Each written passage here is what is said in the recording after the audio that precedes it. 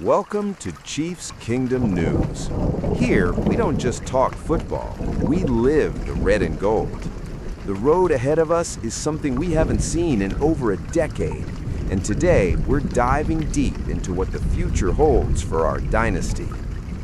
What the Kingdom needs to understand right now is that the silence of January and February in Kansas City isn't natural for us. We're used to parades.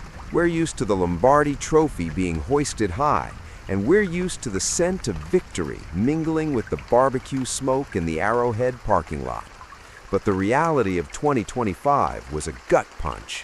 Finishing 6-11, losing our leader Patrick Mahomes to that devastating knee injury in Week 15, it hurts. Seeing that locker room empty while the playoffs were happening was a test of patience for every fan who lives and breathes Chiefs football. But from my perspective, there's a silver lining in this desert. For the first time since we traded up for number 15 back in 2017, we have a top 10 pick. We're talking about the 9th overall selection in the 2026 NFL Draft. And my friends, Brett Veach knows he cannot miss. The next man up mentality failed us last year because we lacked depth. We lacked that wow factor in the receiving corps. With the combine right around the corner, the eyes of the world are in Indy, but the heart of the decision is right here in Kansas City. Many analysts out there are screaming for a pass rusher or a running back to take the load off Mahomes' shoulders upon his return. But in my view, if we want to protect the trophy in the future, we need to give real weapons to the greatest talent to ever wear this jersey. Let's look at who might be available at that number 9 spot. And I want to start with a name that carries the gold standard of a true receiver factory, Carnell Tate out of Ohio State. Now, if you've watched the Buckeyes, you know exactly what I'm talking about. Tate spent much of his time in the shadow of other massive talents, but what he delivered in 2025 was pure professionalism. 51 receptions, nearly 900 yards, and 9 touchdowns. What impresses me about Tate, and what I believe Andy Reid would absolutely love, is that he's labeled as the most pro-ready receiver in this class. He's 6'3", has hands like glue, and a level of body control on the sideline that makes the impossible look easy. With Rashee Rice entering the final year of his rookie deal, and Xavier Worthy still trying to find that consistent gear we're all waiting for, Tate would be the security blanket Mahomes needs, someone you know will be in the right place at the right time.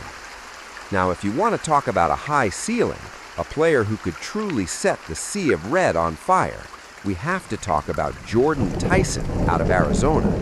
If he falls to 9, it's going to be a tough call. Tyson is the kind of player who keeps defensive coordinators up at night.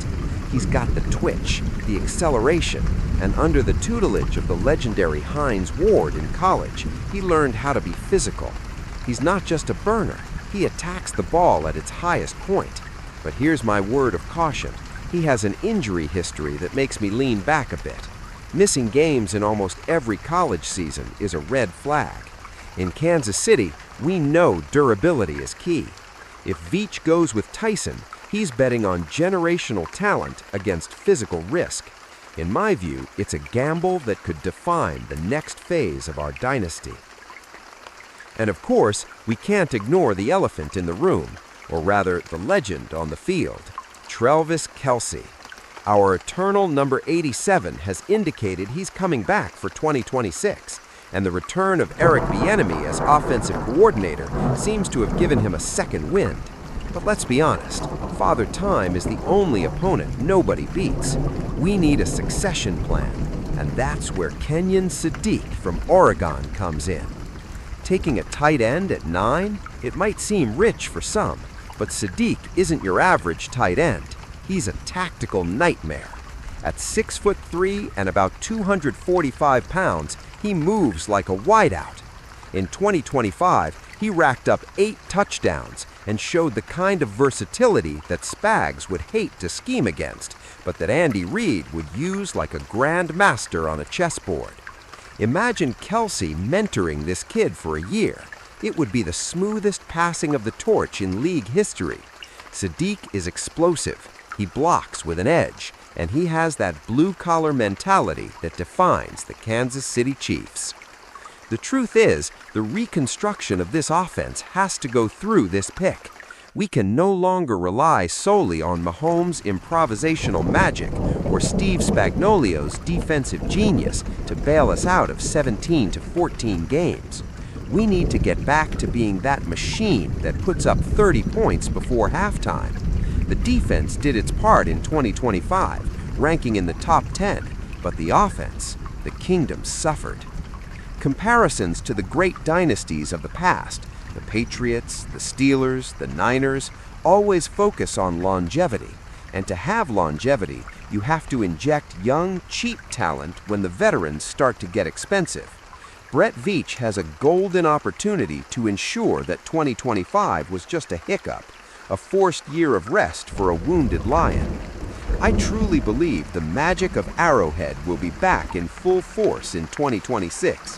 I can almost smell the charcoal, hear the loudest crowd in the world, and see number 15 walking onto that field fully healthy. Whether it's Tate, Tyson, or Sadiq, the goal is the same: bring the hunt back home. Stay locked in here at Chiefs Kingdom News. I'll be tracking every move at the Combine, every trade rumor, and every front office decision. Because here, we don't just cheer, we are the kingdom, and the kingdom never backs down. Until next time, and as always, how about those Chiefs?